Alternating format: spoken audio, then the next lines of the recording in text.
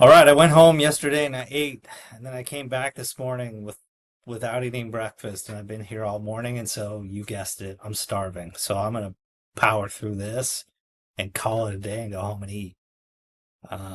Anyway, this is uh good stuff. Compute unit cost and income under both absorption costing and variable costing. In review, absorption costing is what we learned in financial accounting. That's using generally accepted accounting principles where we don't recognize a cost, a product cost, until we actually sell the product. And then we recognize period costs in the period that we incur the expense. On the flip side, variable costing is not generally accepted accounting principles. It's internal, and we are calculating the profit, and we're treating all variable costs as variable costs, and then we're treating all fixed costs as period costs. So our fixed manufacturing, we typically treated that as a product cost under absorption costing. In variable costing, we're treating that as a period cost. And I'm going to get into that in a second. But that's the overview of what we're trying to do. The chapter, sorry, this section of the chapter can get kind of tedious. So let's just kind of go through it step by step. So let's go through absorption costing first. That's financial accounting. That's what we've learned in our previous semester. Under absorption costing,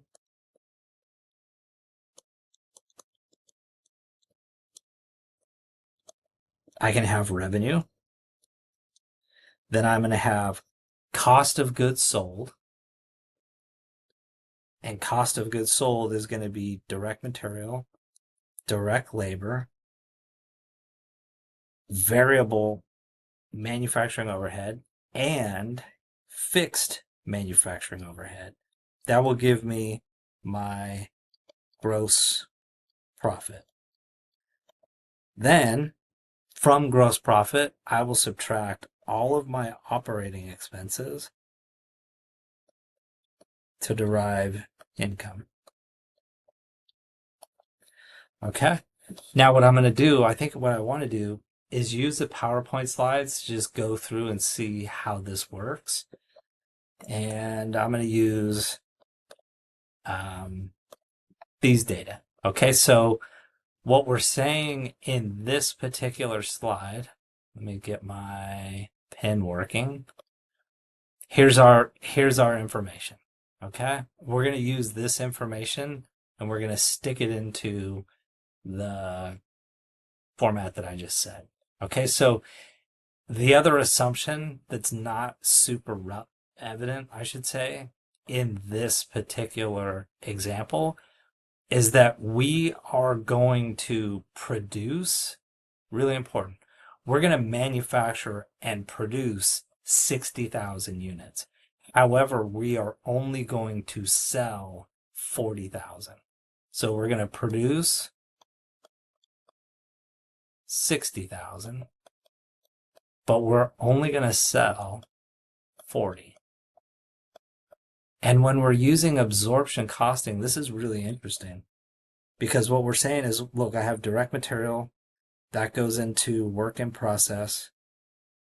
In addition to my direct material, I have direct labor that goes into work in process, and I have all this overhead that goes into work in process.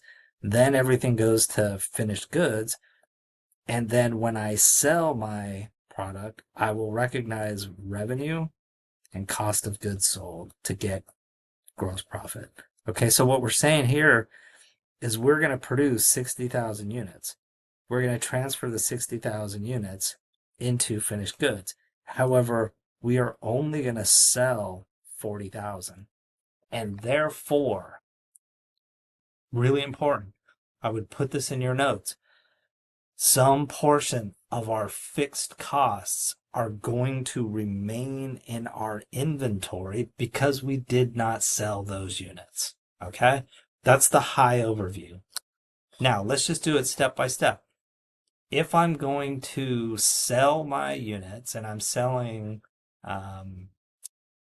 40,000 units, I think I've got to go to the next slide maybe to figure out how much we're selling these. So we're selling them for $40 a piece. All right. So in fact, I might even just use this slide. So if I'm selling 40,000 units that each one sells for $40, then I'm at 1,600,000. And I can even go back and say 1,600,000. Then cost of goods sold. I've got 4 categories of cost of goods sold. Direct material, direct labor, variable overhead, and fixed manufacturing overhead. So we can go back to this slide, and they're saying for every single product that I make, I'm going to incur $4 in direct material. So that's this 4.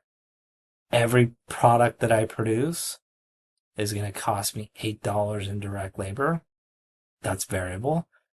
Then we got to deal with overhead, right? So the variable overhead, here's our 4th bucket. That would be $3.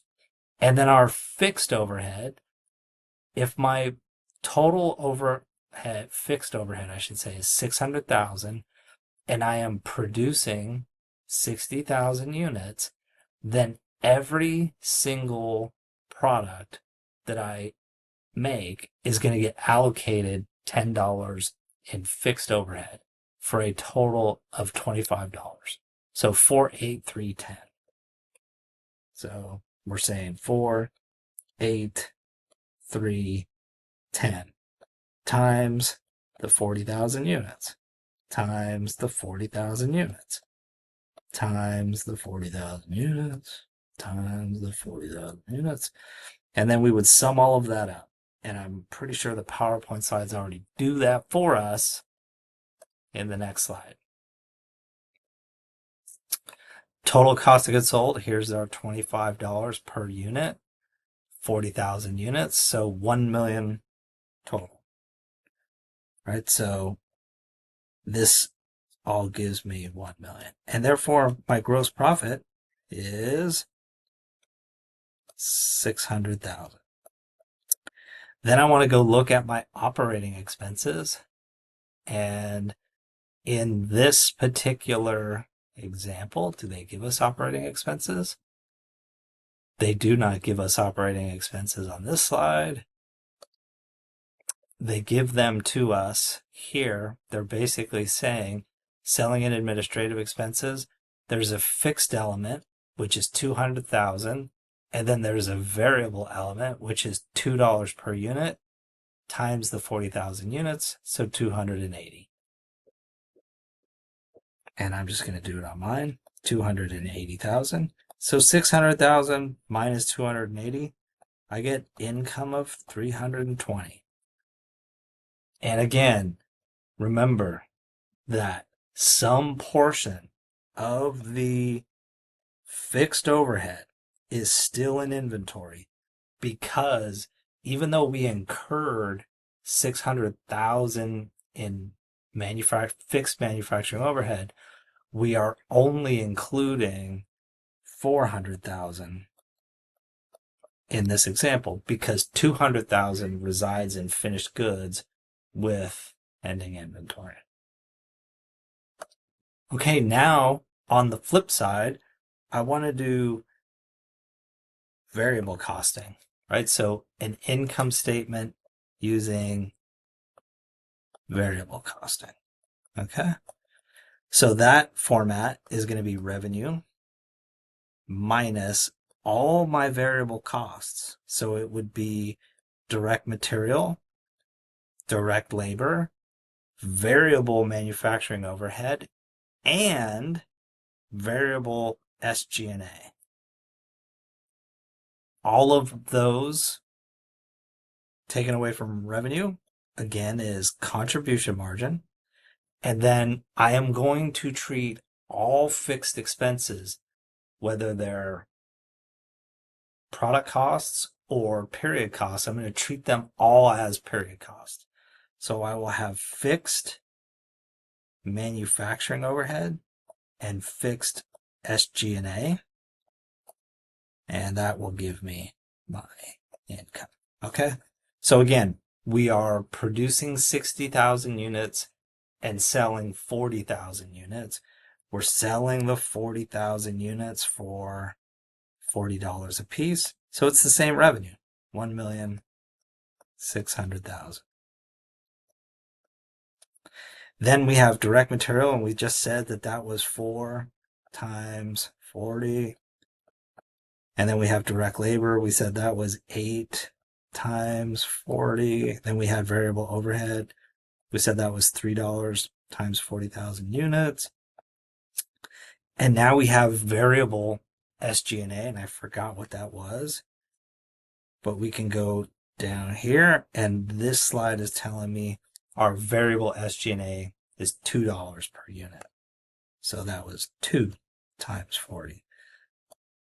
If I were to add all of those up, multiply, 4 times 40,000, then my 8 times 40,000, then 3, etc., etc., etc., I would get a total of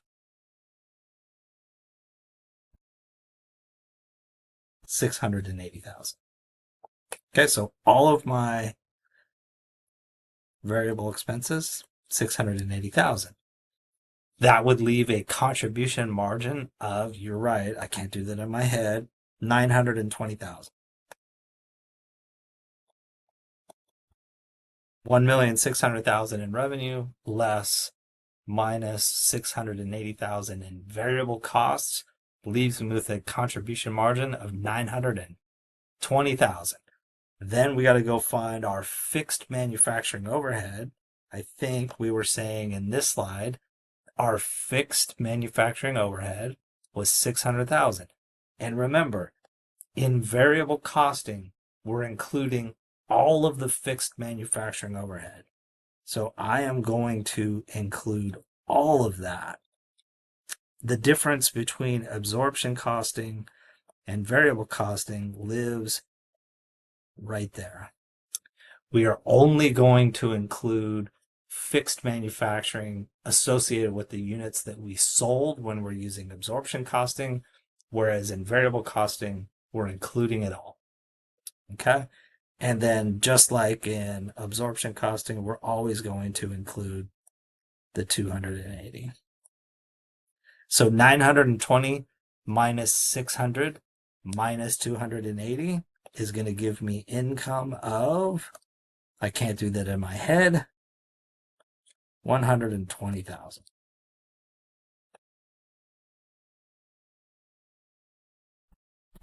Did I do this right? My fixed selling and administrative expenses. Oops. My fixed, I did it wrong. Sorry. There you go. This part is wrong. Let's see if I can erase it. Right? We were saying under absorption costing, and here I'm going to use my red pen again. We were saying, hey, our operating expenses, under absorption costing was 280. However, that includes both fixed and variable. Okay? Under variable costing, we included some portion of the variable SG&A up in the contribution margin section. So I'm only including the fixed SG&A down here. And so again, we were saying the fixed portion of SG&A was 200,000. Good thing I checked. So now I am going to include negative 200,000. So 920 in a contribution margin, minus 600 in fixed manufacturing overhead, minus another 200,000 in fixed SG&A. I will come up with operating income of 120,000. And it's lower, right? It is lower under variable costing because I'm including all of the fixed manufacturing overhead. I only included a portion of it under absorption costing, because some portion, as we were saying, still resides in my finished goods. I didn't sell every single unit. I produced 60 and I only sold 40, and therefore I still have 20,000 units in my finished goods. And under absorption costing, we're not going to recognize the expense associated with those units until we sell them. And then maybe just the last point, if I go back to this, and I'm going to do this in green, I think. So if I want to know the product cost under absorption costing, the product cost is going to be all of these. Okay? Because remember, product costs are all the costs that I incur to make the product. Okay? So product cost under absorption costing. Now, you want to pay attention. Under variable costing, product costs are only these three.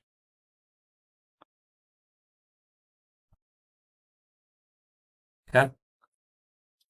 Direct material, direct labor, and variable overhead. The SG&A is not a product cost. That is a period cost. So product costing, contribution margin is going to give you something than product costing gross profit.